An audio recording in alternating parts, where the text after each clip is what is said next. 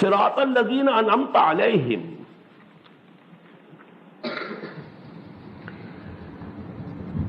Lead us, O Allah, on the straight path, the path of those whom you blessed, with whom you were pleased. Who were they? We find it in ayah number 69 of Surah An-Nisa.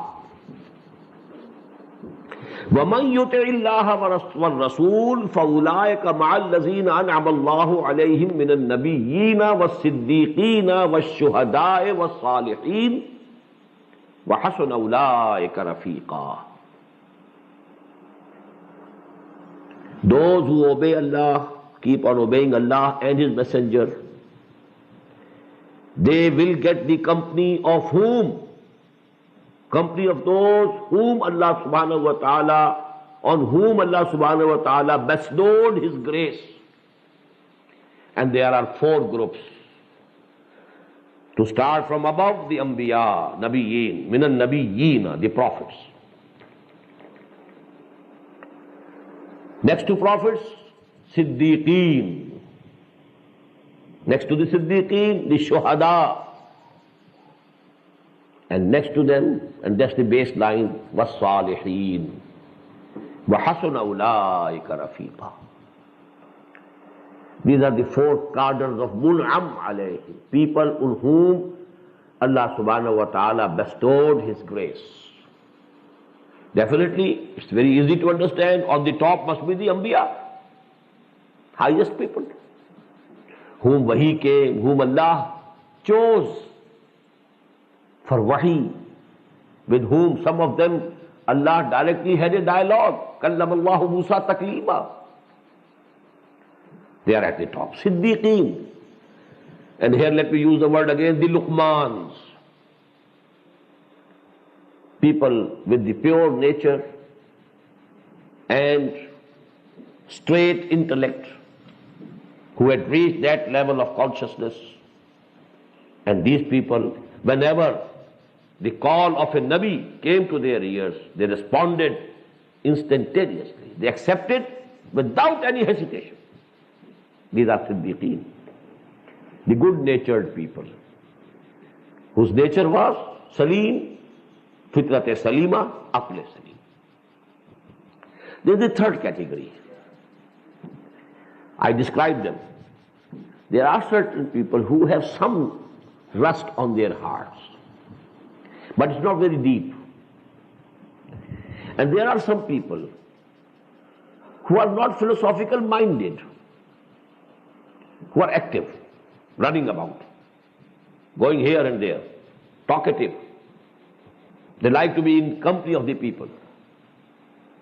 These people, generally don't think about the ultimate realities of this universe. They are busy in this world. So they take some time.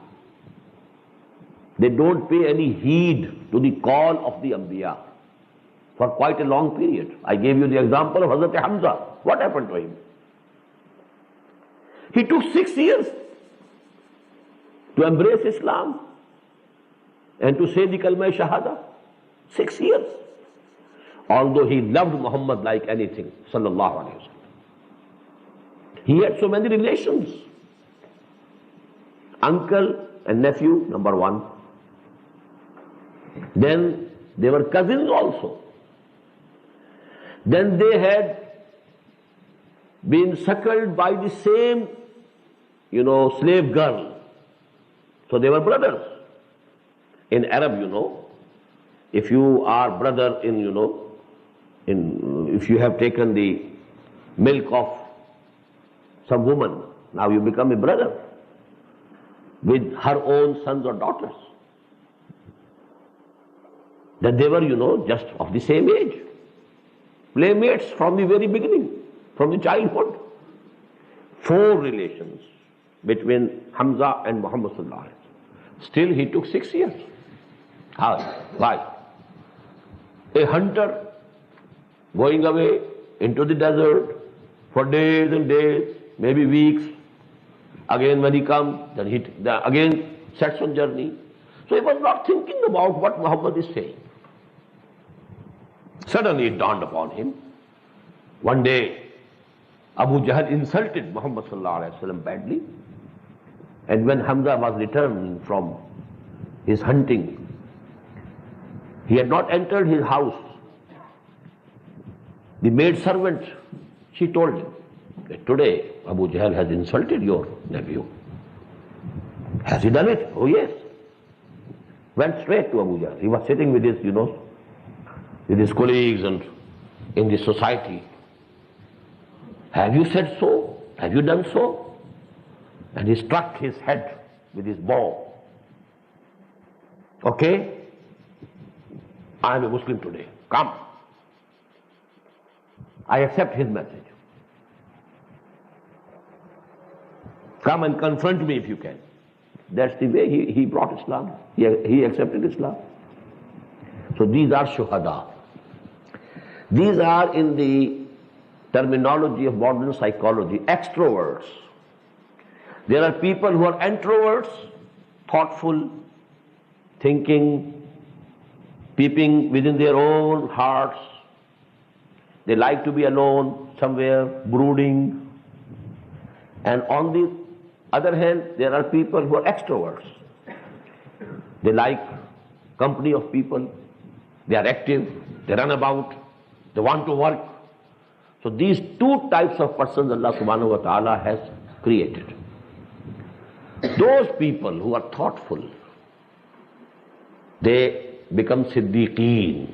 If the nature is correct, if the nature is pure, under the guidance of the nature, they are thinking about the ultimate realities of this existence, this universe, they become siddiqeen.